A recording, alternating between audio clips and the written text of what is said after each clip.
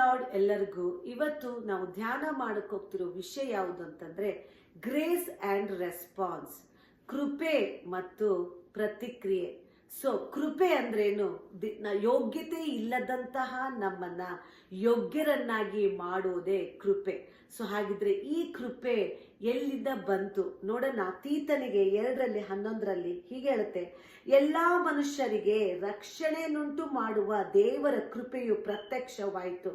ಇಲ್ಲಿ ದೇವರ ಕೃಪೆ ಯೇಸು ಕ್ರಿಸ್ತನು ನಮಗಾಗಿ ರಕ್ಷಣೆ ಕೊಡುವುದಕ್ಕೋಸ್ಕರ, ನನ್ನ ಮತ್ತು ನಿಮ್ಮ ಎಲ್ಲಾ ಪಾಪಗಳಿಗೆ, ದೋಷಗಳಿಗೆ, ಶಾಪಗಳಿಗೆ ಬಿಡುಗಡೆ ಕೊಡುವುದಕ್ಕೋಸ್ಕರ ಆತನು ನಮಗಾಗಿ ಕಲ್ವಾರಿ ಶಿಲುಬೆಯಲ್ಲಿ ಆತನು ತನ್ನ ಪ್ರೀತಿಯನ್ನು ಪ್ರಕಟಪಡಿಸಿ ನಮಗಾಗಿ ಸತ್ತು ಎದ್ದು ಬಂದರು. ಈ ಯೇಸು ಕ್ರಿಸ್ತನು ನಮಗಾಗಿ ರಕ್ತವನ್ನು ಕಲ್ವಾರಿ ಶಿಲುಬೆಯಲ್ಲಿ ಸುರಿಸಿದರು. ಯೇಸು ಕ್ರಿಸ್ತನ ಈ ಒಂದು ಮಹಾ ಪ್ರೀತಿ ನಮಗೆ ರಕ್ಷಣೆ ಕೊಡುವಂಥದ್ದು ಆಗಿದೆ. ಇದೇ ಯೇಸು ಕ್ರಿಸ್ತನು ನಮಗಾಗಿ ತೋರಿಸಿದ ಪ್ರೀತಿ, ಆತನ ಕೃಪೆ ನಮಗಾಗಿ ಬಂದಿತ್ತು ಈ ಭೂಮಿಗೆ. ಯೋಗ್ಯತೆ ಇಲ್ಲದಂತಹ ನಮ್ಮನ್ನ ಯೋಗ್ಯರನ್ನಾಗಿ ಮಾಡುವುದಕ್ಕೋಸ್ಕರ ಯೇಸು ಕ್ರಿಸ್ತನ ಕೃಪೆ ಈ ಭೂಮಿಗೆ ಬಂದಿತ್ತು ಅಲ್ವಾ ದೇವ್ರ ಮಕ್ಕಳೇ? ಆದ್ರೆ ನಮ್ಮ ಕೆಲಸ ಏನು? ನಮ್ಮ ಪ್ರತಿಕ್ರಿಯೆ, ಆತನ ಶಿಲುಬೆಗೆ ನಮ್ಮ ಪ್ರತಿಕ್ರಿಯೆ ಏನು? ನಾವು ಬರೀ ಯೇಸುವೆ ನೀವು ನಮಗಾಗಿ ನಮ್ಮ ಪಾಪಗಳಿಗೆ ಬಿಡುಗಡೆ ಕೊಟ್ಟಿದ್ದೀರಿ, ಎಸ್ ಲಾರ್ಡ್, ಹೌದು ದೇವ್ರೆ ಅಂದ್ರೆ ಮಾತ್ರ ಸಾಕಾಗಲ್ಲ ದೇವ್ರ ಮಕ್ಕಳೇ. ಸೊ ನಮ್ಮ ಪ್ರತಿಕ್ರಿಯೆ ಏನು?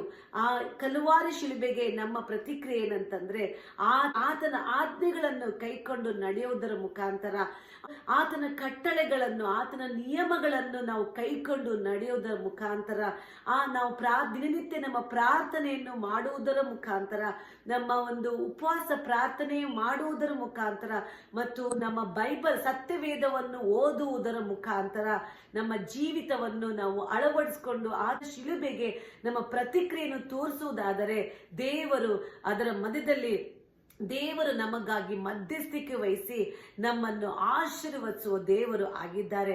ನಮ್ಮ ಜೀವಿತವನ್ನು ಆಶೀರ್ವದಿಸಿ ನಾವು ಈ ಭೂಮಿ ಮೇಲೆ ಒಂದು ಜಯಕರವಾದ ಜೀವಿತವನ್ನು ಜೀವಿಸುವುದಕ್ಕೆ ಸಾಧ್ಯವಾಗುತ್ತೆ ದೇವ್ರ ಮಕ್ಕಳೇ.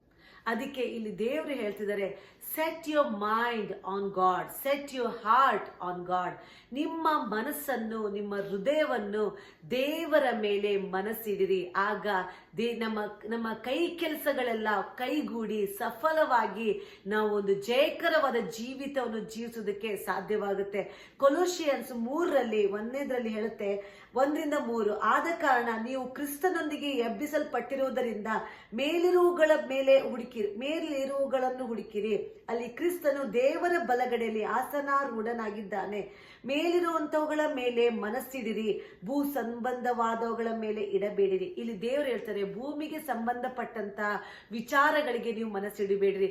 ಎಕ್ಸಾಂಪಲ್ ಹೇಳ್ಬೇಕಾದ್ರೆ ಟಿವಿ, ಮೊಬೈಲು, ಇಲ್ಲಿ ನಮಗೆ ಅನಾವಶ್ಯಕವಾಗಿ ಬೇಡಾಗಿರುವ ವಿಚಾರಗಳನ್ನು ನೋಡಿ ನಾವು ಟೈಮನ್ನು, ನಮ್ಮ ಕಾಲವನ್ನು ಸಮಯವನ್ನು ವ್ಯರ್ಥ ಮಾಡೋದ್ರ ಬದಲು